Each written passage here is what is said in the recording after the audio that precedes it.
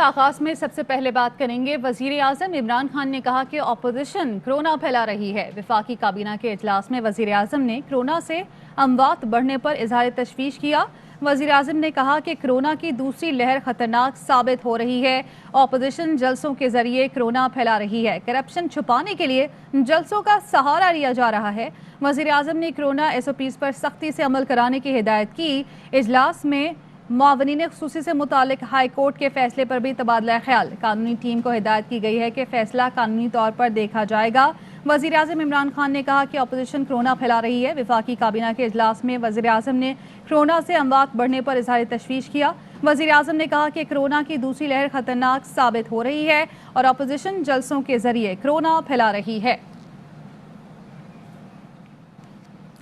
और वजीर आजम पाकिस्तान इमरान खान ने सीनियर सहाफियों और कालिम नगारों से गुफ्तगू की है और उसमें ये कहते हैं कि अगर ऑपोजिशन ने इस्तीफे दिए तो वो इलेक्शन करवा देंगे। ये बड़ी अहम खबर और बड़ा अहम बयान सामने आया है वजीर आजम पाकिस्तान की जानिब से।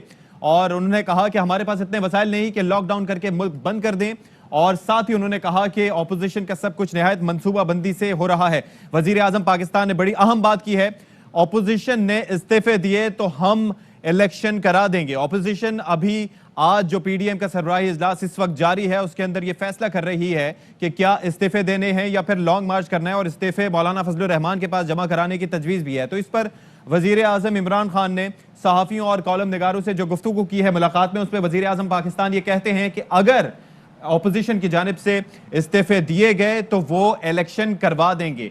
जो पार्टी पोजीशन है वो ये इसके मुताबिक तहरीक इंसाफ की 157 नशिस्तें हैं, PDM की जमातों को मिलाकर 158 नशिस्तें हैं, दीगर भी कुछ जमातें हैं जिनके कुछ अरकान शामिल हैं। तो अब देखना यह होगा कि वजीर आजम पाकिस्तान की जानिब से ये जो अहम तरीन बयान दिया गया है, ये बहुत इंपॉर्टेंट बयान वजीर आजम पाकिस्तान ने दिया है और वो ये कहते हैं कि अगर ऑपोजिशन की जानिब से इस्तीफे दिए गए तो वो इलेक्शन करा देंगे। ऑपोजिशन को NRO देना मुल्क से गद्दारी होगी। उन्होंने कहा कि ऑपोजिशन के जो करप्शन के केसेस हैं या NRO के अलावा वो किसी भी बात करने को, ऑपोजिशन से बात करने को तैयार हैं। और वजीर आजम ने यह भी कहा कि अगर ऑपोजिशन पुरएतमाद है तो मैं भी पुरएतमाद हूँ। वजीर आजम इमरान खान से सीनियर कॉलम निगारों की मुलाकात हुई है। उन्होंने कहा कि मैं ऑपोजिशन से ज़्यादा पुरएतमाद हूँ। ऑपोजिशन ने इस्तीफे दिए तो हम इलेक्शन करा देंगे। हमारे पास इतने वसाइल नहीं हैं कि लॉकडाउन करके मुल्क हम बंद कर दें। कोरोना तेज़ी से बढ़ा है और सबको सोचना चाहिए। हमने इदारों में इस्लाहात करने में देर कर दी। फौरी इस्लाहात ना करने से मुल्क को नुकसान हुआ है। अगर इनको NRO दिया तो ये मुल्क के साथ गद्दारी होगी और कुछ लोग ये नहीं चाहते हैं कि पाकिस्तान मुस्तहकम हो। वज़ीर आज़म की जानिब से कहा गया कि NRO दिया तो मुल्क के साथ ये गद्दारी होगी। अगर ऑपोजिशन की जानिब से उन्होंने कहा कि वो पुरएतमाद है तो हम भी पुरएतमाद हैं। हमारे पास इतने वसाइल नहीं है कि लॉकडाउन करके मुल्क हम बंद कर दें। वज़ीर आज़म इमरान खान कहते हैं कि मुझे इल्म है कि जीत मेरी होगी, मईशत दुरुस्त समत में चल रही है। और साथ ही वजीर आजम इमरान खान ने यह कहा कि कुछ मुल्क नहीं चाहते कि पाकिस्तान मुस्तहकम हो। उन्होंने एक बड़ी बात की, बड़ा ऐलान किया कि ऑपोजिशन ने इस्तीफे दिए तो मैं इलेक्शन करवा दूंगा। और साथ ही एक बार फिर से उन्होंने कहा कि कुछ मुल्क कभी नहीं चाहेंगे कि पाकिस्तान मुस्तहकम हो।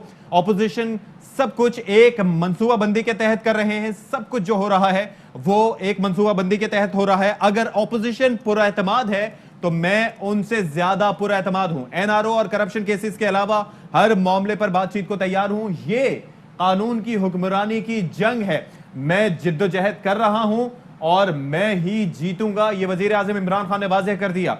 उन्होंने कहा कि मईशत में दुरुस्त समत की तरफ चल पड़े हैं। वजीर आजम पाकिस्तान इमरान खान की जानिब से बड़ा बयान सामने आया। उन्होंने कहा कि ऑपोजिशन ने इस्तीफे दिए तो हम इलेक्शन करवा देंगे। हमारे पास इतने वसाइल नहीं है कि लॉकडाउन करके हम मुल्क को बंद कर दें और मैं ऑपोजिशन से ज़्यादा पुरएतमाद हूँ। हमने इदारों में इस्लाहात करने में देर कर दी। फौरी इस्लाहात न करने से मुल्क को नुकसान हुआ। अगर इनको NRO दिया तो ये मुल्क के साथ गद्दारी होगी। उन्होंने कहा कि ऑपोजिशन ने इस्तीफे दिए तो फिर हम इलेक्शन करवा देंगे। और उनकी जानिब से कहा गया कि कुछ मुल्क नहीं चाहते हैं कि पाकिस्तान मुस्तहकम हो। और साबिर शाकिर साहब सीनियर सहाफी और एंकर पर्सन हमारे साथ मौजूद हैं। साबिर शाकिर साहब, आज वजीर आजम इमरान खान ने सीनियर कॉलम नगारों और सहाफियों से गुफ्तगू की, उसमें कहते हैं कि अगर ऑपोजिशन की जानिब से इस्तीफे दिए गए तो वो इलेक्शन करवा देंगे।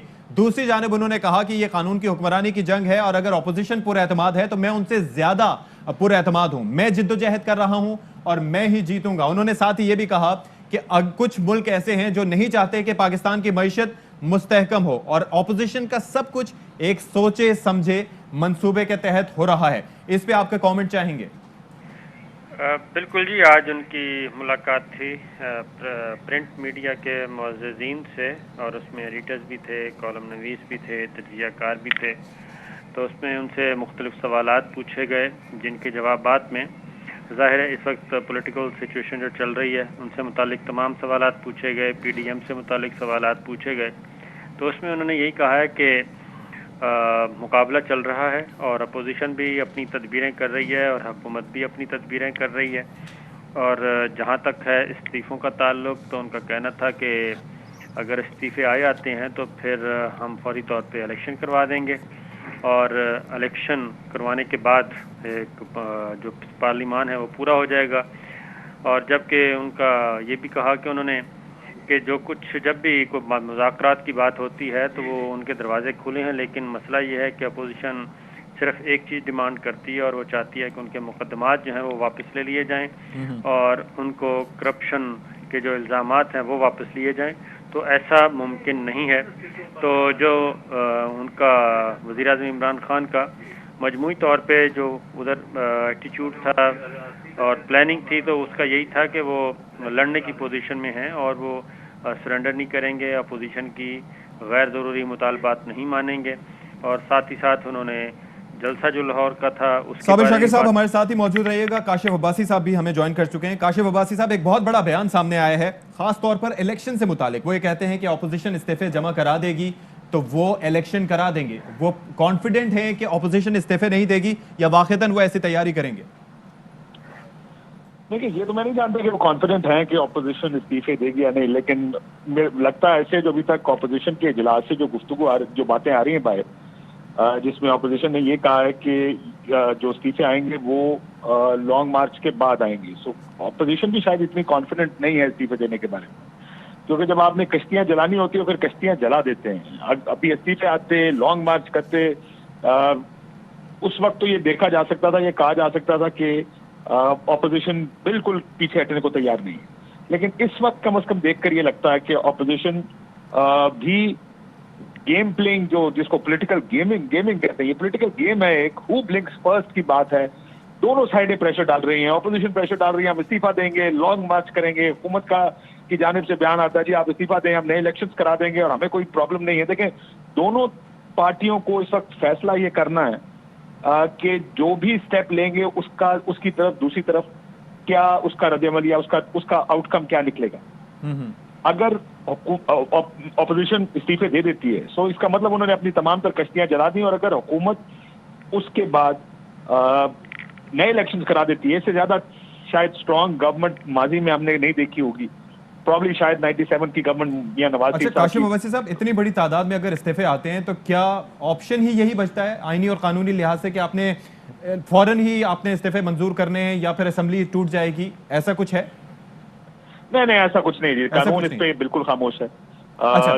जो एक चीज इस पे, जो कानून जिसके ऊपर जो तरीकाकार मौजूद है, कोई सीट खाली होगी उस पर इलेक्शन कराया जाएगा। आप इलेक्शन हो जाएगा। साथ में जी उसके ऊपर तरीके अच्छा, इसी से जुड़ा एक और सवाल भी है। 2014 में 22 अगस्त को तहरीक इंसाफ के 34 अरकान की जानिब से इस्तीफे जमा कराए गए स्पीकर के पास, और उसके बाद अक्टूबर में जाके स्पीकर की जानिब से नोटिस दिया गया कि भाई फर्दन आकर आप तस्दीक करें। तो ये अगर इस्तीफे जमा कराए भी जाते हैं तो उनकी तस्दीक में भी तो टाइम लगेगा, फौरन तो सब कुछ नहीं हो जाएगा।